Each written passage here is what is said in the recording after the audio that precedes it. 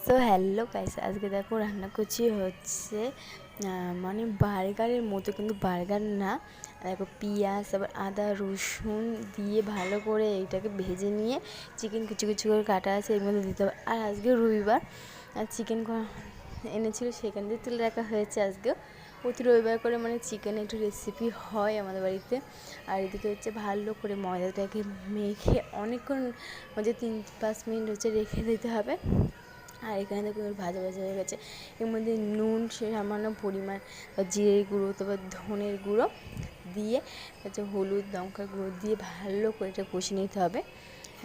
কষিয়ে নেওয়ার পরে এর মধ্যে দিতে হবে হচ্ছে চিকেন, যে ছোটো ছোটো করে কাটা যায় সেইগুলো দিতে হবে।